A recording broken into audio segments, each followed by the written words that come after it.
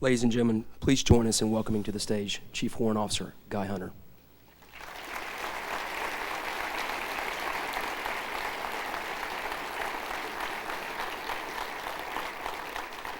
Good afternoon. It's a real pleasure being here.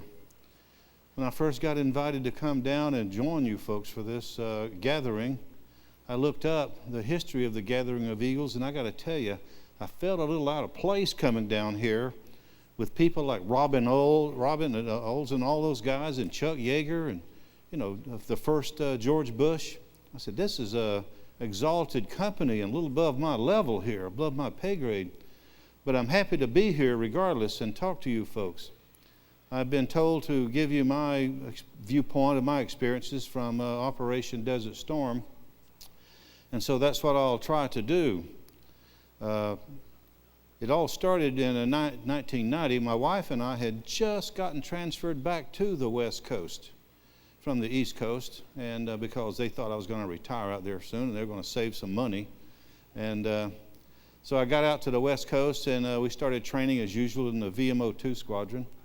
And within a couple of weeks, I'd been out jogging and came back to the hangar at noon, and I got the word to we were going to deploy and head over to Southeast Asia, and for me to pack my stuff, whatever I wanted to take, and get up to El Toro, the air station there, and get on a C-130, which was heading out that afternoon to that area, and because I was going to be on the advanced party and get over there before the rest of the squadron and start trying to set things up.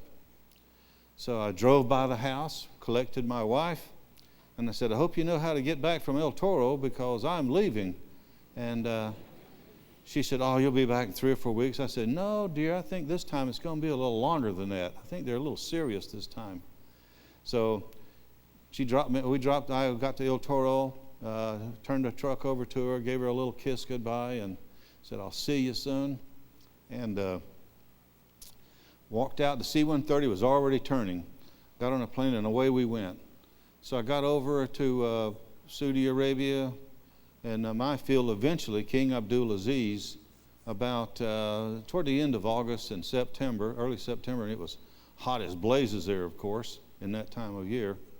And started immediately getting organized, and the rest of the air group started trickling in. We had ended up with like 3 squadrons of Harriers at our place, and eventually 2 squadrons of OV-10s there. And so I was 2 jobs at the same time. I was the assistant ops in the for the group, for the Marine Air Group, and also assistant ops guy for our squadron. So I was back and forth getting all of our boards and radios and communications set up and that sort of thing. As soon as the squadron arrived, we were fully ashore. We started lots of good training with the armor units that were nearby, and also with some ground units, and making sure our communications were working, and with the Anglico unit up at Kofji was in that area there, and they were up on the front lines. And just getting ready to go to war. Then we finally got the word we were going to start on the 16th or so, and so I was the OPSO, really, and so I started writing the schedule. I wrote the schedule for the very next morning and put myself and Colonel Acree on the first dawn launch, and tried to get a few hours of sleep. And before I went to bed, though, I was telling General Horner earlier, I went outside at night around midnight, and the most stupendous sight I'd ever seen in my life, a flow of aircraft just heading north. You could see the lights coming. They didn't, of course, they weren't going to turn the lights off till they went through their combat checklist going into the enemy areas, but it was such an impressive thing as I had ever seen. Alongside that, before we actually went on our first mission, a few weeks before, when the General Schwarzkopf was planning his famous left hook around the Iraqi forces, we were flying around on the OV-10s and checking the elbow at Kuwait and making sure nothing was out of the ordinary. But you could look out to the west of us there, and it was almost like a river, a huge river of armor and armored vehicles and trucks and troops just moving north out there. I mean, it was a most massive show of military force that I've ever been allowed to see in my life, and I doubt I'll ever see anything like that again in my age. But back to the story. We took off at dawn, and as soon as we took off and checked in with the controlling agencies, they said some Iraqi batteries were firing on our forces from southern Kuwait. So we immediately went straight north into southern Kuwait and started looking for them, and found them readily enough. And we thought, man, it was like pork chops hanging out there to eat. They were spread out in a row, no camouflage whatsoever. And they were saying, come and kill us. And I called back to tried to go through our desk. We didn't get no response. So, in the OV-10s, we have HF radios. And then in our ready room, I made sure we had an HF radio because those things come in handy sometimes. So I called back to the squadron ready room, and I said, I want you to go down to group, right down the hallway from us, and tell them to start sending us some Harriers in flights of 4, because I said, we know where the Iraqi artillery batteries are. Here's their position. And as soon as you send me some Harriers, we can just knock the snot out of them. So in a very few minutes after that, I heard the Harriers start checking in, and we parked them about 12,000 feet right off the coastline. And as soon as I gave them a real quick brief and told them where I'd be, we rolled in and fired a Zuni Willie Pete marking rocket. And then the Harriers started rolling in and went through their 2,000-pound bombs first. And as soon as they expended all those on those 2 Iraqi artillery batteries, they were out of our Winchester on their bombs. They started, I had them start rolling in with their 25 millimeter cannons. And we several runs, and you could see the hits from the 25 millimeter cannon shots just twinkling all around where the Iraqis were. And I mentioned this earlier. They destroyed those 2 batteries. They were knocking the guys running around like an ass over tea kettle in there. And so we cleaned those up. And by this time, we were about running a little low on fuel. So another OV-10 showed up to take over doing that. And they continued doing this sporadically throughout the day in that area. And had some good results on it. And so we went back, and I went back up to the ops desk and took over the desk again and started trying to think about writing the schedule for the next day, because by that time we really only had 6 OV-10s at the time. VMO2 was arriving that morning with their OV-10s, so we were trying to integrate them into our schedule at the same time. And it was a little tussle trying to figure out who's going to do what there for a while. But I went ahead and wrote Colonel Acree and myself into the dawn launch again, and we took off the next morning at the break of dawn. And this time they said there were some Iraqi rocket batteries up in the area, so we drove on up, started looking for them, and found them readily enough, and called back and to the airborne control folks, and they told us in a few minutes there were some A-10s on the way. And I said, great, that's 30 millimeter cannons will look good down there today on that stuff. And in a few minutes, though, we were taking another real quick peek in there and got in a little too far, I guess, because they opened up with us and everything. And then we got hit with I assume from talking to the air defense guys, might have been an SA-8 that hit us, and it hit the left side of the plane, blew the engine off, knocked a big hole through my helmet, through the canopy, and blew my helmet off, and knocked me unconscious at the time. And so I came to in a few seconds, I guess, and we were going downhill. The aircraft was on fire, which, like I said earlier to somebody, it brings back the old adage, the only time you have too much fuel on your plane is when it's on fire.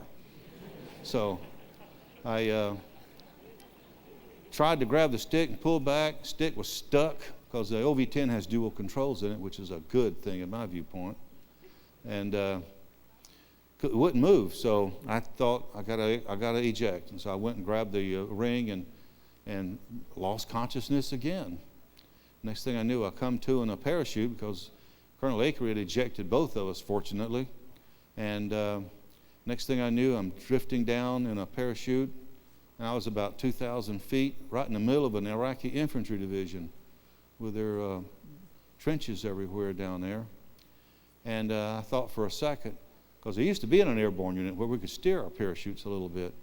And I was going to head for the Gulf, and as soon as I saw that, it was so far away, I said, that's it. I guess I'm in for it now. And landed, shucked all of my stuff, and tried to use those survival radios to start calling Mayday. Nobody ever answered. Never heard a soul, either one of us, in our survival radios. In a few minutes, the Iraqis showed up in one of their trucks, and we went through the old rifles with the hands up deal.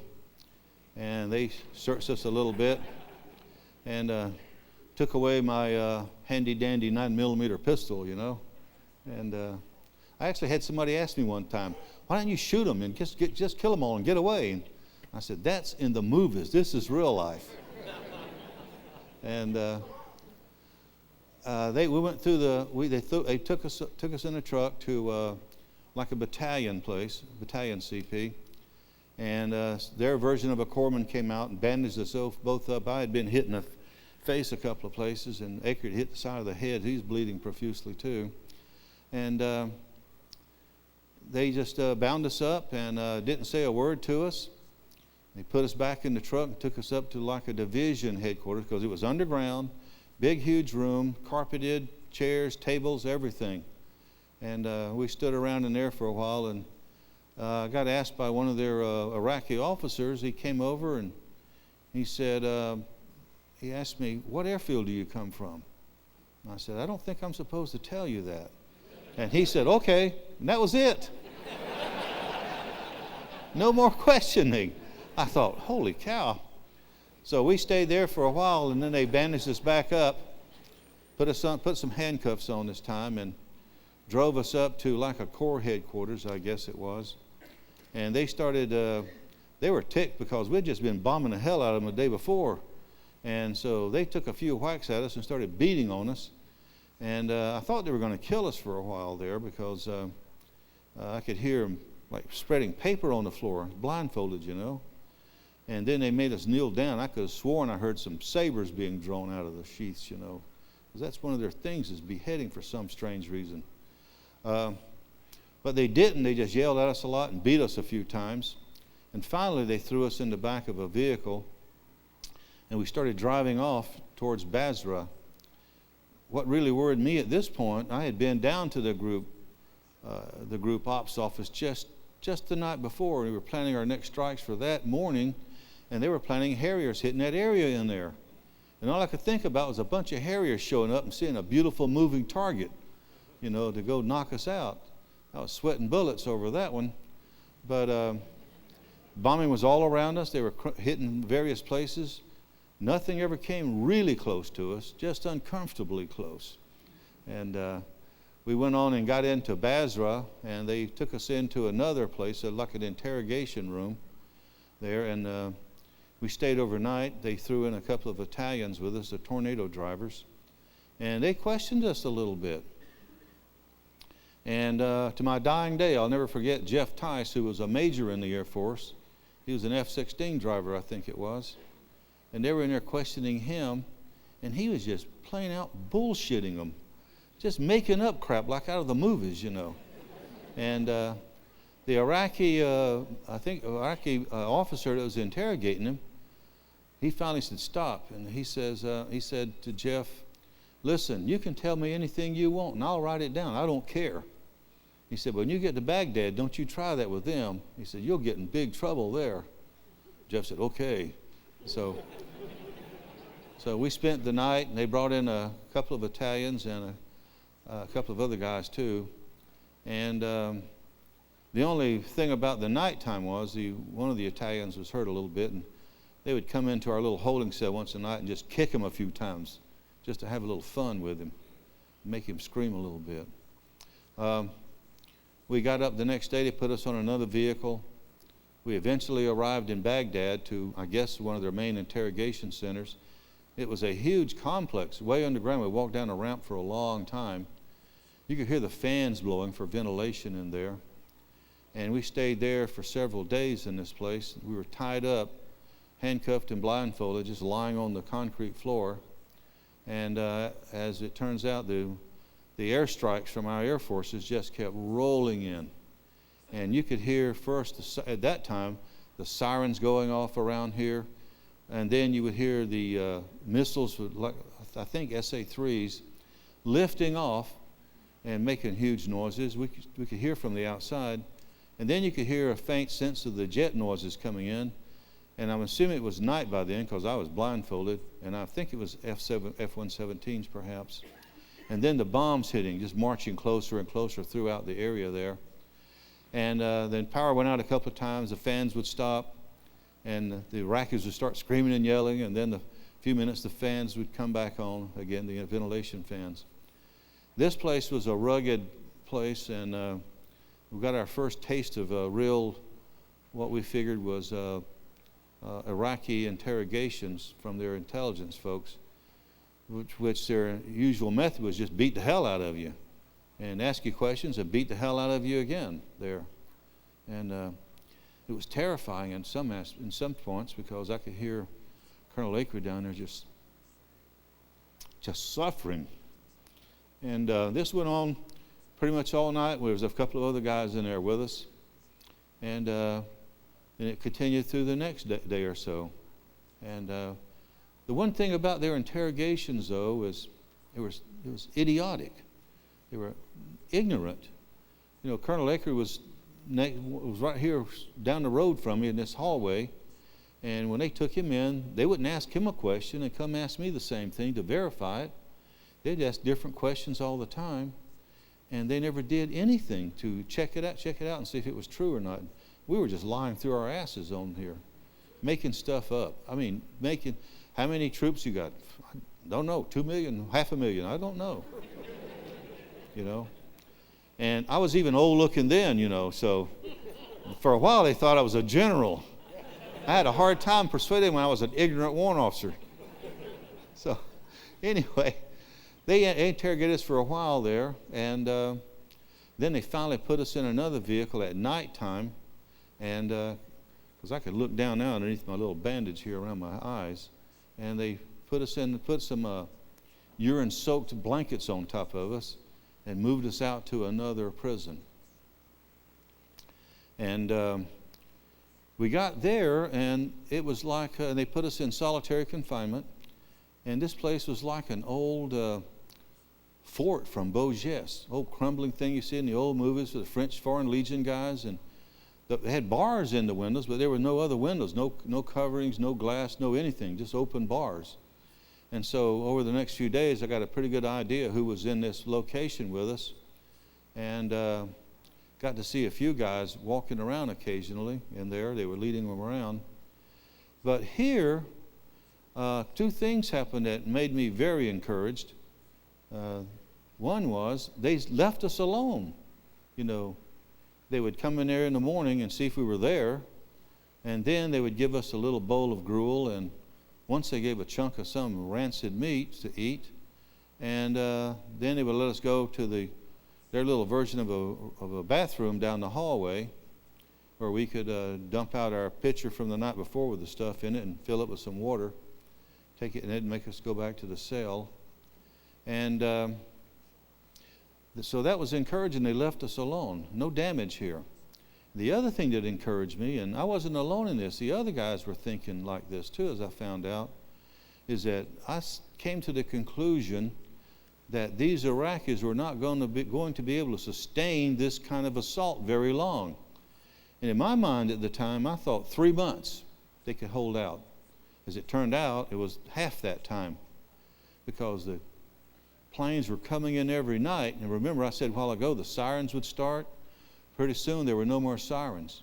You just hear the sounds of jets approaching, and then the bombs falling, and then the missiles started lifting off, and the anti-aircraft shooting up into the sky. So evidently our counter missions against their radars and early warning systems and surface-to-air systems were having a really good effect upon them.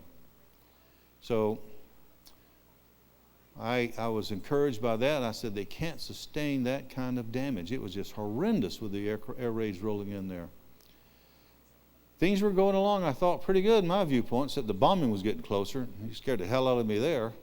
And so then a few nights later, right around toward the end of January, the Iraqi guards showed up one night with their higher-ups, and they rounded us all up, put us into another vehicle, and took us out to another prison, which we called the Biltmore, because it was a nice, big, huge brick building. That's the nickname they got for it. And they threw us into solitary again. I didn't have any blankets for a while there. They didn't give me any, and I was freezing in there, just shaking. I thought I was going to freeze to death for a while. It was so cold up there in Iraq in late January, shaking continuously. And this is where the treatment got rough, and the other treatment too, because they essentially stopped feeding us.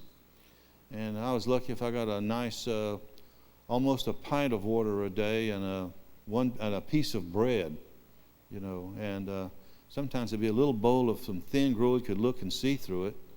But I would make it stretch as long as I could. And that piece of bread they gave us, I'd take it and make it last half a day, you know, nibbling little pieces off of it. So, so in combination with that, they were taking us down for interrogation again and literally just beating us. Like I said before, they didn't check questions with any other prisoners. So these guys were not intelligent of this kind of thing. You know, their government, those higher-ups, they were brutes and thugs is all they were. They didn't know how to run a war machine. They didn't have the training that you folks had at all. And so they just try to beat it out of you, I guess, is all they could do. Anyway, it was a struggle there for a while. I was, you know, completely knocked unconscious a few times, and they'd kick me in the head. But and then I got weaker and weaker from this lack of food, and I was in my jail cell from laying on that little thin blanket on the floor that they finally gave us. I had two thin blankets. I put one on the floor and lay on the other. It was just an old brick cell.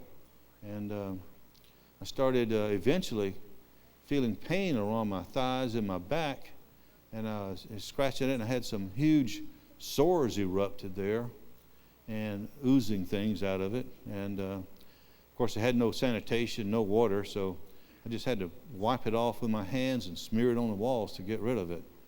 And then in addition to that too, I got an eye infection really bad, and I had a hard time getting my eyes open to see out of them every day. And so it was about that time I started, and then I stopped walking around in the cell every day because I was losing energy, and I didn't want to waste energy doing that. So I just sat there in the corner waiting for time to pass by. And just reflected on a lot of things. And one thing on the wall, this had been a prison for a long time apparently. Some previous prisoner years ago had scratched into the bricks a little etching of, I guess, him pushing a little baby carriage down a road with some trees in the background. Had to be one of the prisoners they kept in there. I didn't know what happened to him, never would know. I assumed they finally killed him. They're good at killing people, but not good at fighting a war, is what I'm trying to get at here. We had another really bad night there on February the 14th when our guys attacked an intelligence center of some kind, but the Iraqis, their officers, had stashed a lot of their women and children in there, and the bomb entered that thing and killed a bunch of them, and so that infuriated them a lot. So they came around to all the cells that night after that and just started beating the hell out of us again, every one at a time. You could hear them coming down the hallway. The cell door would open. You hear beating and screaming, and then they'd come to the next one and start all over again. And then back and forth to the interrogation rooms too. So lying there at night got to be a little tense sometimes in the floor because it's deadly quiet in this place, and you could hear somebody walking down the hallway. First thing you wanted to know, were they heading your way? And you could hear them getting closer. Then the next thing you know was their key ring jingling, because somebody's being taken out if there is a key ring jingling. And then they got closer and closer, and I just, all right, my turn again. So we'd go down to their interrogation room, and they'd go through the same thing again. And eventually, I guess they got tired of it there, because they would ask, they had like a routine where they said, this is Lieutenant Ahmed's time to go interrogate you. So he'd come in and open up a folder, and he'd say, what is your name? What is your stuff? What is this? The same thing over and over. He'd fill out his paperwork, and he'd just get up and leave. And nothing good about it. Same kinds of questions. Some new ones showed up, like how can we protect our tanks? And how the hell do I know? You know, I said, bury them in the desert. And he wrote down, bury them in the desert, I guess. And so he left, and I knew I was in for a hard time, though. By now, it was February the 24th, and I was really getting shaky on my legs by now. And this interrogation this time was sort of rough. And during the interrogation, they said, you are not helping us. We will interview you again tomorrow. And for every bad question, every bad answer you give us, we're going to cut off one of your fingers. And then they took me back to my cell. And when they got to my cell and they undid my handcuffs and took my blindfold off, they hung it on the hook outside the cell door. So I knew they were coming back again tomorrow, and that didn't bode well for me. So I sat down on my little blanket in the corner, and I actually dozed off. And you know, your mind does wonderful things for you sometimes as a defensive mechanism. So I sat there, and I had this dream. I was back home driving my car with my palms in my hand, you know, no fingers. And I said, well, I can do that. And then I was reading a book. You know, I can do that too. I can go without my fingers if I need to. I don't need them. And but it was not to be. Thanks to General Beast's F-117s, and he was one of them, by the way. They came and attacked our prison that night. And you saw some video, I guess. Hit the side of a building first with one of those bombs, and the Iraqis down at the middle of the building all jumped up and screamed and yelled and ran down to the bottom of the building in the basement there for their hidey hole. And we had about 3 or 4 more sorties of F-117 showing up that night. And if you recall, if you ever have done laser-guided bombs on the receiving end of this, it's deadly quiet in there still when the attack leaves, and you can hear the jet noises coming. We go, they're coming back again. And one of the Brits were there. He said, I'm putting my bowl on top of my head. And we all crowded into the corner, and they showed up again that night.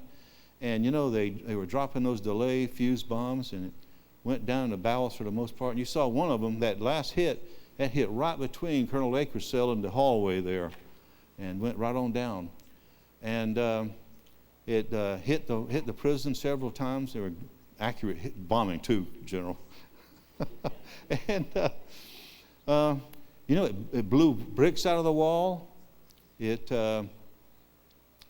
buckled the steel doors to our cells, and all those bricks flying around. But all of us on the top floor, 20-something of us up there, nothing but bruises from all those bombs falling. Well, when the Iraqis came back up there finally, after the last bombing attack, and there was nothing else evidently inbound, they rounded us all up, one at a time, drug us out down the hallway, down the stairs, down through the basement and up some other stairs to get back out to where a bus was waiting by now for us. And I could see what the damage was. It didn't hurt us, but there were pieces of Iraqis stuck to all the walls in there and little blood blots everywhere. You know, that was the very last interrogation we ever had, was that night before the bombs started hitting our prison. Never interrogated again. But when they drug us out of there, they were mad as hell, and they started beating us up on the way to the bus again. That's their fallback, you know, just beat somebody up. We got on the bus, took us to another prison. And this one here again had these bars with just windows with just bars in them. You could stand up and look outside. And I could see the courtroom down beneath us, and off on the other side of that was building after building after building. It looked like apartment complexes. And one of our fellow POWs was a Colonel Mohammed from Kuwait there, who was an A4 pilot. I asked him later, what was all that? He said, because you could see they were full of people. He told us, these are Saddam Hussein's enemies. He said, everybody that goes against him or he's suspicious of or a little leery about, he locks that guy up, and doesn't just lock him up, he locks up their entire family and all their clan, their cousins, their uncles, nieces, nephews, the grandparents, the wife, everybody gets locked up. And so that's how he treated his opposition there. We got to look out our window and see on a couple of occasions a couple of guys tied with ropes to a volleyball post in the middle of the courtyard, getting tortured all day long, getting beaten and pulled on and yanked on and things done to them. This guy screaming like crazy. And then one other bad thing happened there. We saw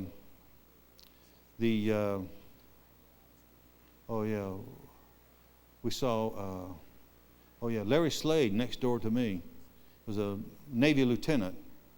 He was a F-18 driver at the time, pilot, and he was looking out his window one day. He was right next to me looking across.